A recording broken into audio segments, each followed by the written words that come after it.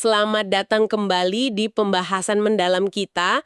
Hari ini kita bakal ngobrolin sesuatu yang penting banget nih di dunia kesehatan kita.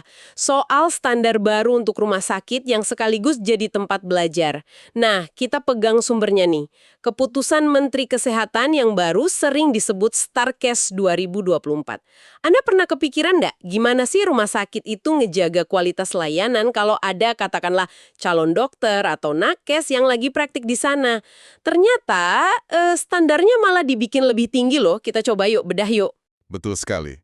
Sumber kita ini Kepmenkes nomor HK 0107, Menkes 1596 2024, memang ngasih kerangka kerja yang, detail banget.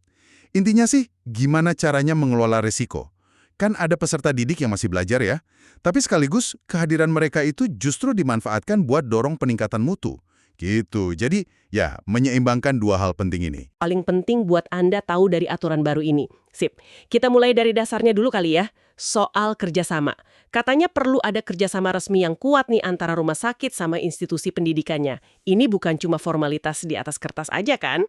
Wah, jauh lebih dari itu. Standar ini benar-benar nuntut komitmen nyata, harus dari pimpinan tertinggi loh, dua belah pihak. Mereka harus sepakat soal visi, misi, bareng, terus gimana alokasi sumber dayanya, bahkan sampai program mutu yang nyambung gitu. Mungkin dulu koordinasi kayak gini agak kurang terstruktur ya, makanya sekarang dipertegas, biar jelas siapa tanggung jawab siapa. Masuk akal, masuk akal. Terus, gimana struktur pelaksanaan di dalam rumah sakitnya sendiri? Maksudnya, siapa yang jalanin? Nah, ini juga diatur. Harus ada semacam unit atau tim khusus gitu di rumah sakit. Tugasnya yaitu koordinasi semua kegiatan pendidikan. Mereka yang bikin rencana, yang mantau, terus yang evaluasi programnya. Rumah sakit juga wajib punya aturan main internal yang jelas. Misalnya nih, soal berapa banyak sih peserta didik yang boleh diterima, biar nggak kebanyakan. Terus kualifikasi dosen klinisnya harus gimana, terus target kompetensi peserta didiknya apa aja per jenjang. Jadi ada semacam manajemen pendidikan internal gitu ya di rumah sakit. Termasuk data mahasiswanya juga dicatat detail. Tepat sekali. Rumah sakit kudu punya daftar lengkap. Siapa aja peserta didik yang lagi aktif di situ. Harus lengkap sama dokumen pendukungnya. Mulai dari surat pengantar resmi dari kampus, STR kalau udah ada, sampai bukti-bukti kompetensi yang udah mereka capai. Ini semua demi kejelasan dan ya itu tadi, akuntabilitas. Nah, soal kapasitas ini menarik nih. Tadi disebut ada rasio ya, antara jumlah peserta didik, staf pengajar, sama jumlah pasien. Kedengeran sih logis ya, tapi ngejaga rasio ideal ini, di tengah sibuknya rumah sakit pasti nggak gampang ya. Itu dia. Itu salah satu tantangan implementasi paling besar saya kira. Tapi tujuannya kan jelas banget. Mastiin proses pendidikan itu nggak sampai ngorbanin kualitas dan keselamatan pasien. Itu harga mati. Rasio ini juga mesti ngelihat ketersediaan fasilitas, teknologi pendukungnya. Cukup nggak? Semuanya harus dukung belajar, tapi yang nggak ganggu pelayanan utamanya. Ngomongin pengajar nih, kualifikasinya juga diatur ketat berarti. Iya dong, nggak cukup cuma ahli di bidang medisnya aja. Staf pengajar atau dosen klinis ini, mereka harus punya kompetensi pedagogik juga. Pedagogik? Maksudnya? Kemampuan ngajar dan ngebimbing yang efektif, gitu.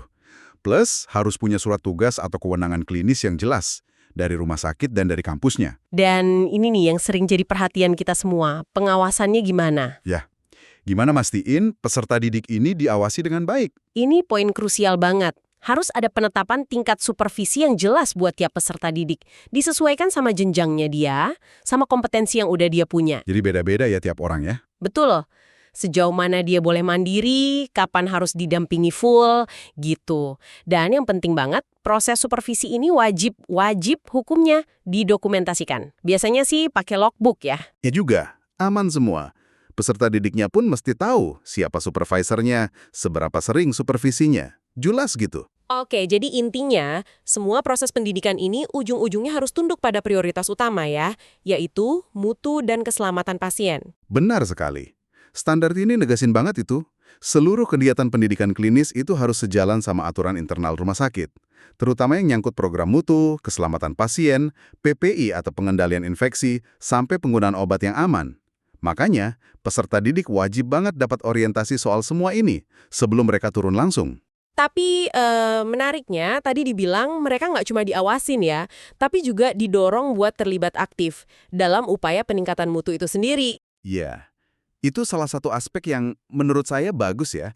Jadi peserta didik diharapkan bisa kasih kontribusi juga buat program mutu dan keselamatan pasien. Ikut mikir gitu. Tapi, nah ini tapinya, di sisi lain, rumah sakit punya kewajiban. Harus bisa buktiin kalau kehadiran peserta didik ini beneran nggak nurunin kualitas layanan atau nimbulin risiko tambahan buat pasien. Wah, gimana cara buktiinnya itu? Ada mekanisme khusus buat mantau? Salah satunya lewat pemantauan dan evaluasi rutin. Minimal setahun sekali deh. Ini termasuk ngumpulin data soal indikator mutu, insiden keselamatan, gitu-gitu. Dan yang cukup spesifik nih, standar ini mewajibkan rumah sakit bikin survei kepuasan pasien. Yang secara eksplisit nanya pengalaman pasien terkait keterlibatan peserta didik dalam perawatan mereka.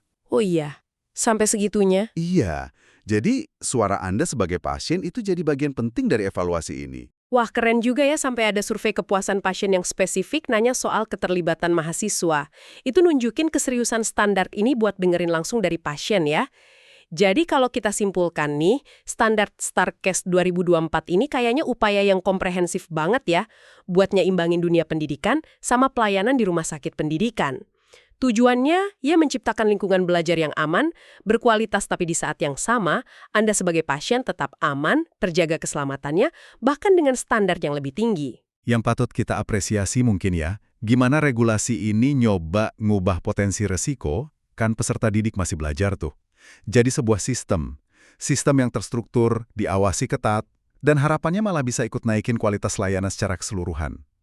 Ini tentu ninggalin satu pertanyaan buat Anda renungkan nih. Kalau Anda tahu ada standar dan pengawasan seketat ini, gimana sekarang persepsi Anda kalau misalnya ada peserta didik yang ikut terlibat dalam proses perawatan Anda di rumah sakit? Apakah kerangka kerja ini udah cukup meyakinkan buat Anda? Coba direnungkan.